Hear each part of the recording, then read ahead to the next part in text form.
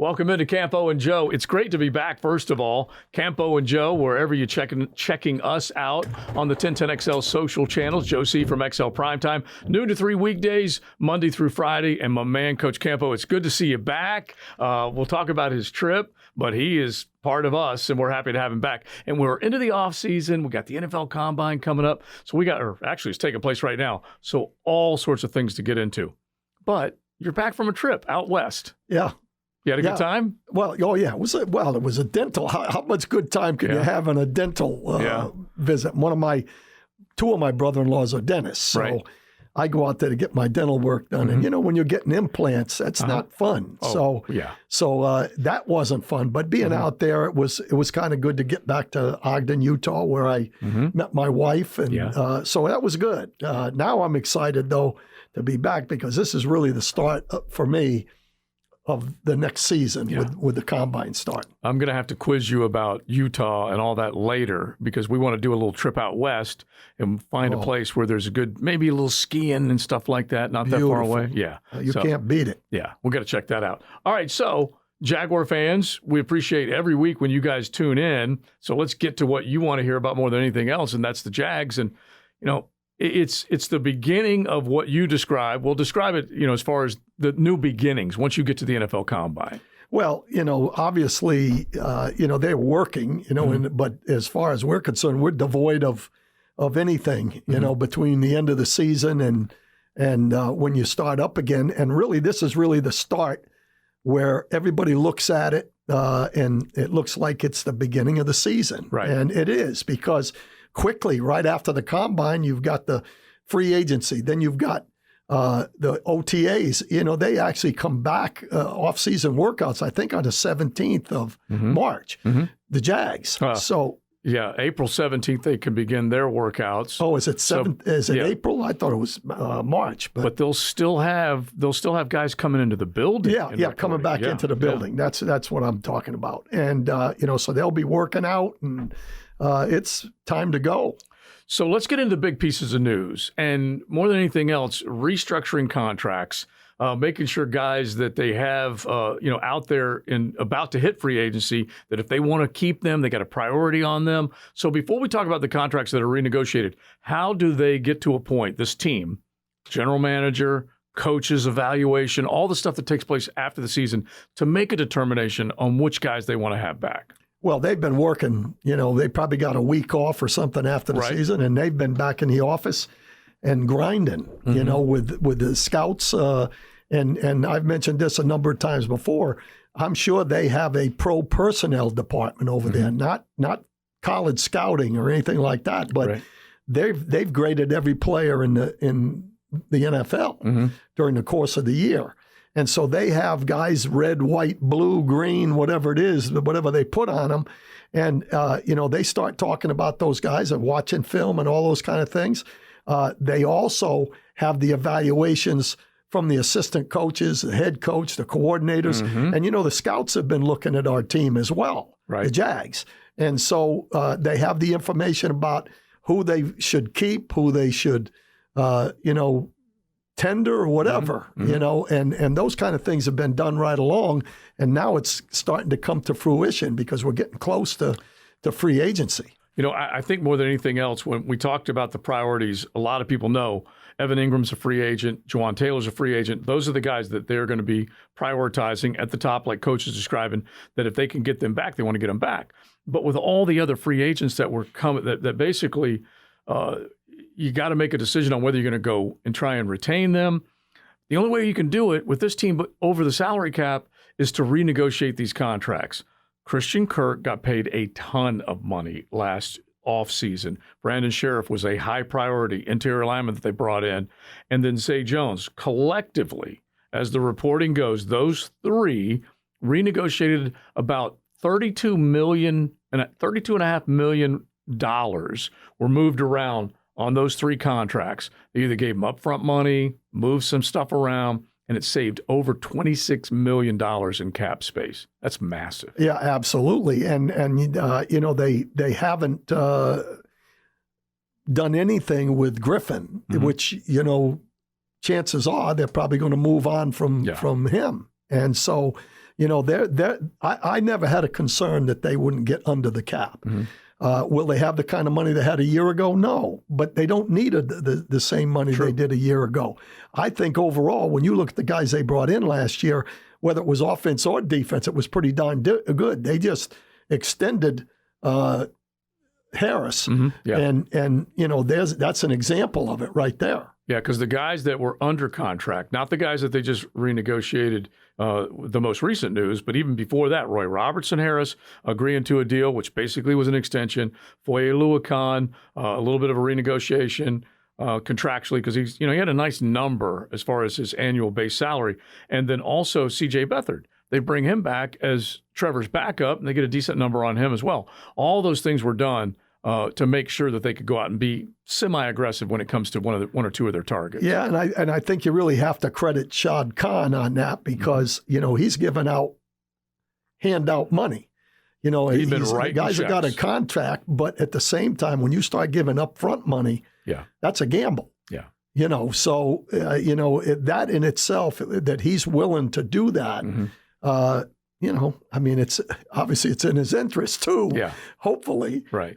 With a chance to be an outstanding football team, but it's all based on the fact that they give them upfront money and they can spread out the cap hit, and they're down under the cap now. Which is great news. It really is. And for Shad's part in this, he has written check after check after check since he's bought this team, an incredible amount of money that he committed to, and then this team fell flat on their face time and time and time again. He gave Dave Caldwell so much power to go out and sign guys. And ultimately, we all know that didn't work. Dave stayed far too long in that position because of Shad's loyalty. And then you go Gus Bradley, Doug Marrone, on and on and on.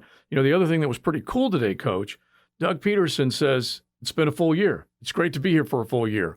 This team had 3 different head coaches in 3 different off seasons. Right. It's nice to have some of that continuity. Yeah, well, and not only that, but all the assistants change. Yes. You got guys changing people, and look at the Dallas Cowboys, for crying out loud. They fired almost everybody on the coaching staff. Going into next year. Well, you can say, okay, that's one thing. You got a decent team, but you're behind the 8 ball there.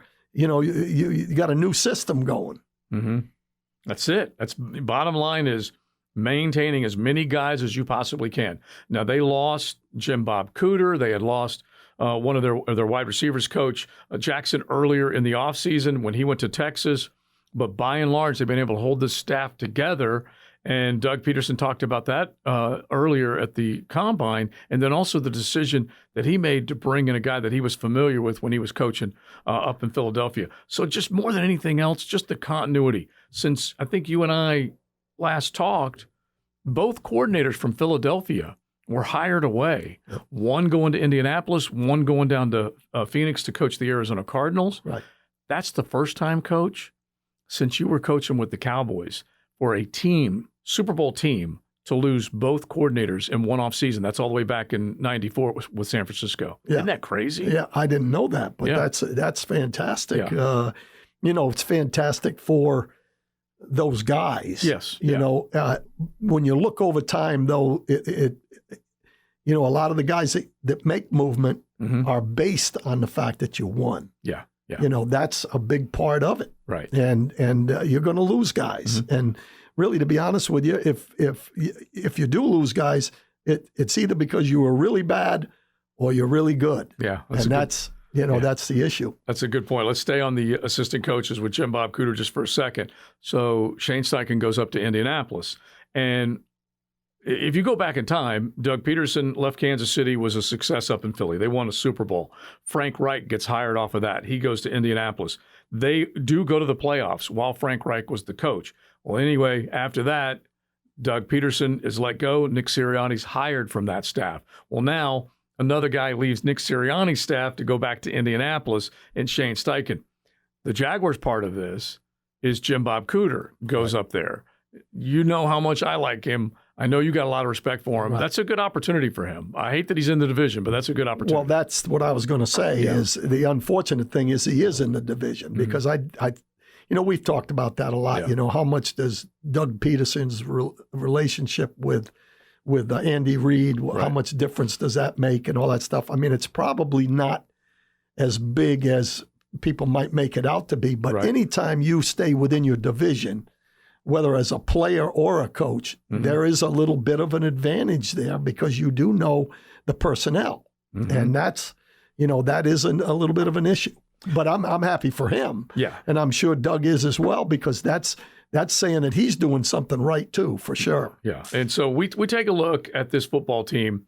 Let's get to the NFL Combine. You as a former head coach with the Dallas Cowboys, some of the things that go through the Combine, because the two biggest conversation pieces for Jacksonville are Evan Engram and Jawaan Taylor. And we'll get to those guys in a second. But just on the whole, what do you get done when you, because like you said, it's the beginning of a new opportunity as a football team? Well, I don't think it's as big a deal as it was in the past when you didn't have all the travel around going to personal workouts at the school and all that kind of stuff. But it is a way of getting everybody together. And the two things that really stand out to me more than anything else, all you're really doing from the Combine is looking at athletic ability.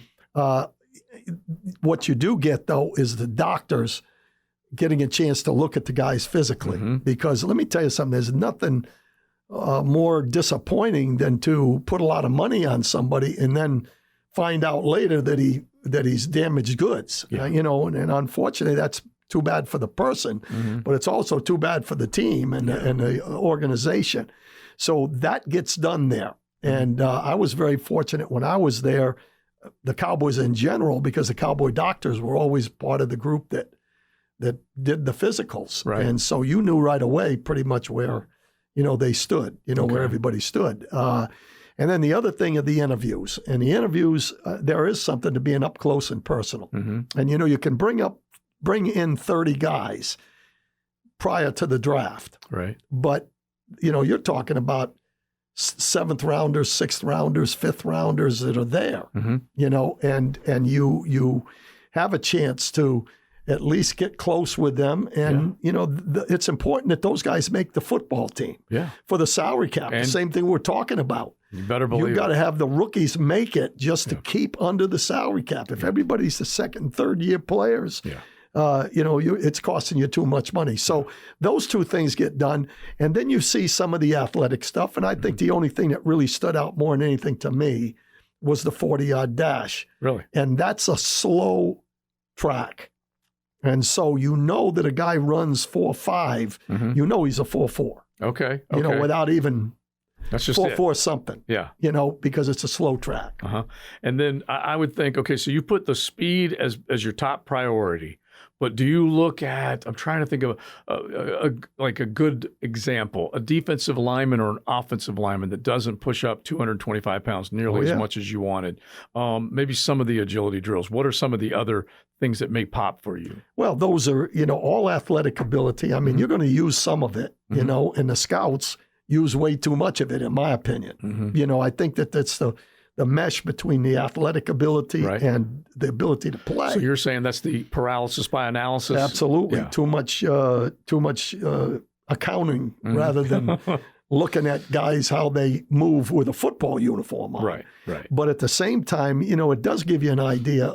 You can actually see a defensive lineman that comes around a bag and how they lean. Can they lean and almost put their hand on the ground and come around and in the pass rush drills and stuff like that. Yeah. But it's nothing like watching it on film. Yeah, and like you said, with a football uniform on. Absolutely. And trusting tape, what they did for their entire college career, I don't know how much one should weigh versus the other, but it certainly should count as a hell of a lot. Absolutely. I think it's the most important thing. But, again, you get a little nervous with a guy, you see some things on film, and then all of a sudden, let's say he's playing against, not really good players necessarily. Let's say it's a small school and the kid goes in and runs a 4.2. Right. You say, well, maybe we ought to keep an eye on this guy because there's not a lot of 4.2s running around. Right. And same thing, if you see a big offensive lineman come in and run a really fast 10-yard dash. Sometimes you can't really see that on film. You're up close. You're sitting, watching it. And there's positives, but it's not the same as playing and watching them play. I'm throwing a wild card at you. I don't even know if you have, like, this may be too vague of a question, but when you go to the combine, did you see things that you could see in certain players that you didn't see in the others that meant they could translate from the college to the NFL game? Were there any, like, small things you look for? Well, I think, just from the quarterback standpoint, watching the quarterbacks, you can get a pretty good idea on his ability to make every throw, which sometimes you can't necessarily see based on the system. Right. If you got a wishbone, but there's a quarterback's got a great arm and he goes to the combine and throws every throw in America. Right. Well, that tells you something. So there are things that you can pick out for sure, that can give you an indication of what they can do. It's been referred to as the underwear Olympics. Yeah. I've referred to it as combine eyes because you fall in love with certain guys that you see there, in particular the quarterback. I'm going to give you Mel Kiper coming up here in just a second as far as where he has Anthony Richardson. But let's just stay on that subject. The Jaguars are not going to draft Anthony Richardson. Don't worry about that. But he is a guy that is being discussed. I describe him as an enigma because you don't know what you're getting from him. He's been described anywhere from a top 5 pick to maybe falling to the 5th round or the 4th round. What do you think of a guy like that showing up in Indianapolis? I don't want to have to pick him. First of all, the draft is subjective in itself. Right. I mentioned something on the primetime show about Damian Lillard, the basketball player that just scored 71 points. Yeah. He was recruited to Weber State, not Kentucky, Kansas, wherever. He any good? Yeah, he's pretty good. So there have been a lot of first-round quarterbacks that haven't panned out. He has all the measurables. Right. I think he's going to show out at the combine. And again, I want to be real careful here because I only watched a few Florida games. Yeah. If I was looking at him, I'd say that guy's a 3rd-round pick. Well, trust me on this, Coach. You may have watched this much, I watched this much, and both of us saw the same thing from Anthony Richardson. A big old question mark. Yeah, there's a question mark. That's it. Yeah. And unfortunately in the NFL, the quarterback position is so important that you're willing to take some gambles. Yeah. You have to because there aren't that many of those guys out there either. Yeah, the payoff is huge. Yeah, and I don't think, for example, that's an example to me, though, of a scout missing the boat when he doesn't take into consideration a winner. That's something that, the kid at TCU. Yeah.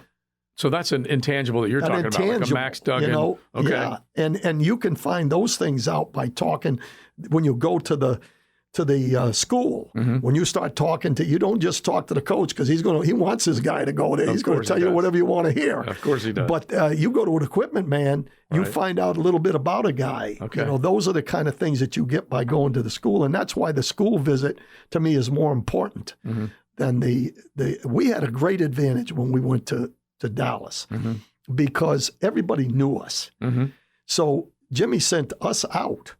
Our first groups, 3 years, that we were a Super Bowl 4 years later, were a lot of our work because we were out there and people will say things to you that they won't say to a scout. That's really, if they know you. Yeah, and I that probably should be adopted by more head coaches. Yeah. And I know that there are guys that I've heard that in the NFL that are not sending anybody to the combine, but they're all going out to the visits of the guys that they want to, look at. I got you. Let me give you just a little bit on Anthony Richardson, and then we'll get back to our Jags and some of the other combine stuff. But Mel Kiper, his latest mock draft, he has the Seattle Seahawks via a mock trade with Carolina taking Anthony Richardson. Here's a team that could afford to take a developmental quarterback with elite upside.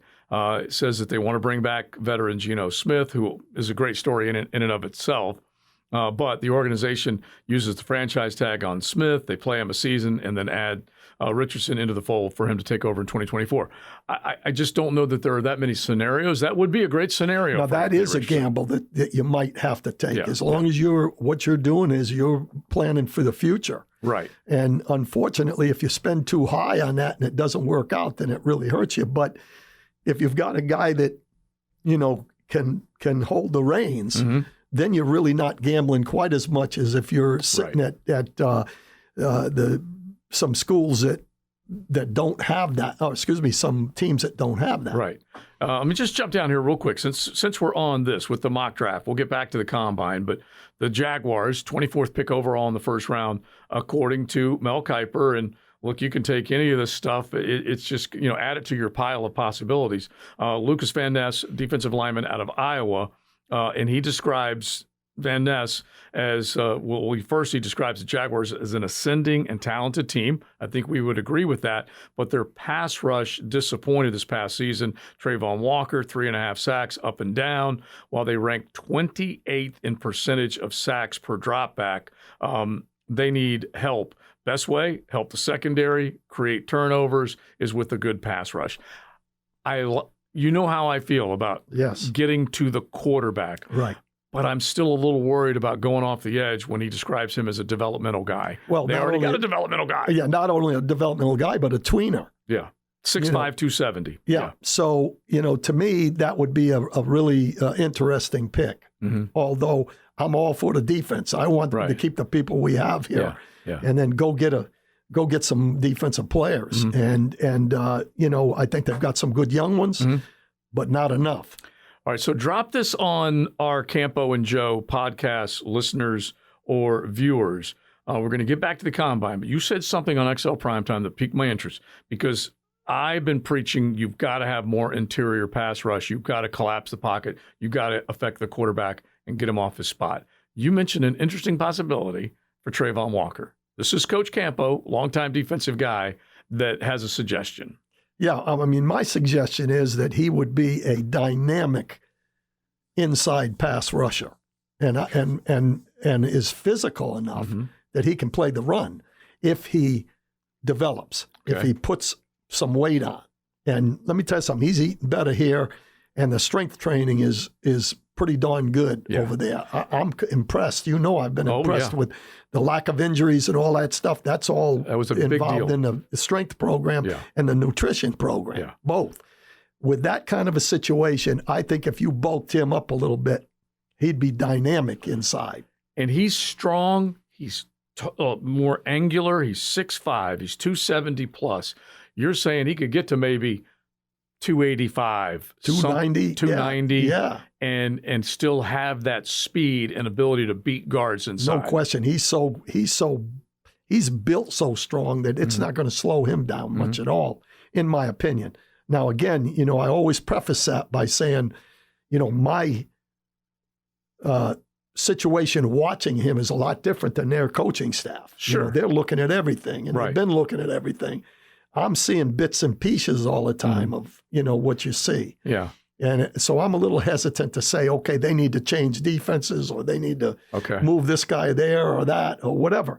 But I know when I look at a guy and what this team needs, that's a chance. Okay, so let's do this little part right here. Roy Robertson Harris just had his deal redone, and he's going to be in the fold. He proved second half of the year he really came on. A leader, a more impact player. Now you know that you've got the Mumas, the Lloyds, Aluakan redoes his deal.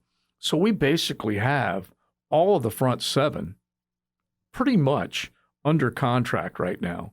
What would you do to tinker with that now that you know? Because we're not talking about Arden Key just yet. Right. We're not talking about drafting a cornerback or anything like that. But that front seven, what would you do to tinker with it, knowing you have basically all your pieces? Well, first of all, I'd make sure that the fastest linebackers are still on the field. Okay. And that means that Muma and Lloyd have to get better in the offseason, which they will.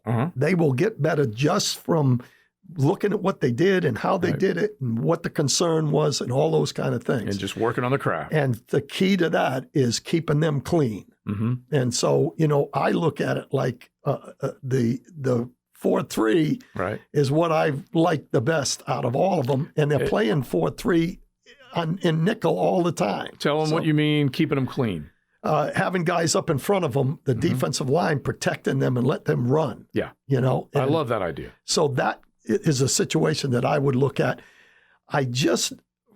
And again, I'm prefacing a little bit, but watching those two outside linebackers, Walker and Allen, Right. I don't see them dropping Okay. and being effective. And they don't have to do it that much unless you're in a 3-4 all the time. Yeah, I like that idea. You know, meaning they can put their hand on the ground and go get the quarterback. Absolutely. Okay. And that's, to me, what is a little bit concerning to me, that they didn't have that ability. Right. And if that happens, Walker still has potential to go inside, like you're saying, but still could be an outside pressure guy. Absolutely.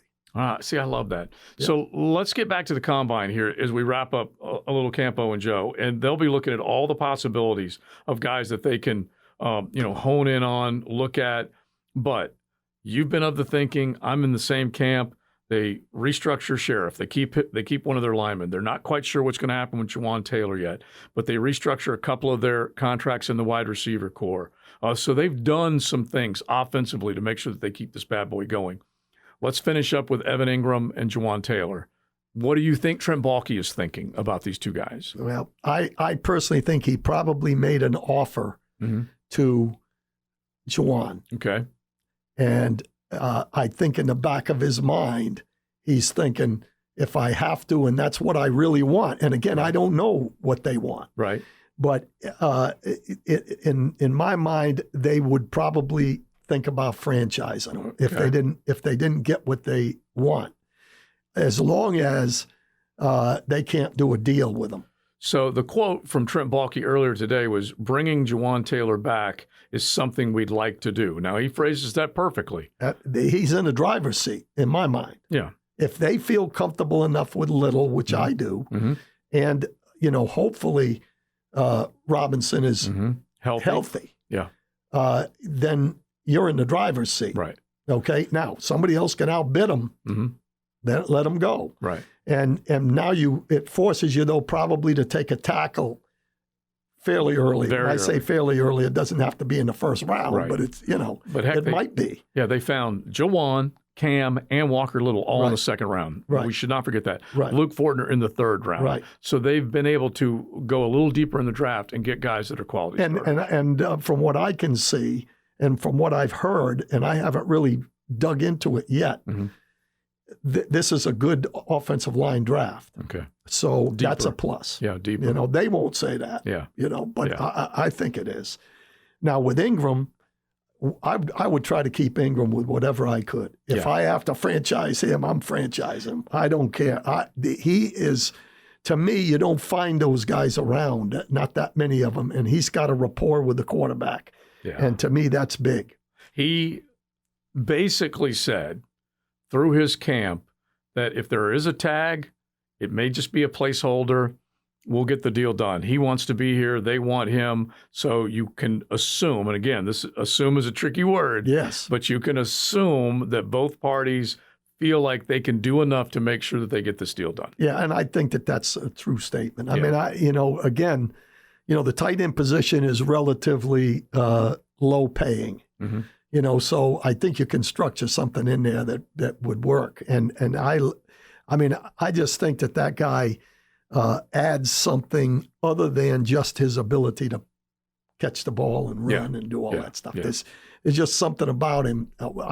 I go back all the way back, which you've heard me say many times, to what he's done to improve his catching ability. That's him. Yeah. That's not the coaching staff. Right. They didn't tell him to go over there and catch balls from the quarterbacks in pre-practice. Yeah. Or take a ball with some glasses on that you can't see out of and catch before the game. Yeah. And he proved it. He improved it. Yeah. I feel like it's like we try and come up with a good analogy, And you know what? Let's use Trevor as a good example of this. Trevor gets on that flight back from London and says, I'm going to quit making the same mistakes. I'm going to be better for this football team. And I'm betting Evan Engram, like you're describing, says, okay, I'm hitting the reset button. I'm leaving. I got 1 year here. Exactly. And I got to do it. I got to do it. That's it. Yeah. And I guarantee he had no idea going in that they were going to be in the second round of the playoffs. Yeah, it's something else. He did it himself for himself, which is okay. But now, and I think the advantage that the Jags have right now is when you're talking money, you know, with taxes and everything, how much difference is there for Jawaan Taylor, for example, between $14 million and $16 million? Yeah, you could have a state income tax, a local income tax, along with it, you could be paying 50+%. Who knows? You're right. I heard Leon today talking about you get whatever you get, and I agree with that. Yeah. Well, if you're just going to talk money, there's some advantages here over other places. Texas, Tennessee, Florida, there's only a few of those where they have the no state income tax, and it's definitely attractive. Coach, welcome back to the no state income tax. Yes, I love it. Believe me. State of Florida. It's one of the reasons I'm here. All right, we are out.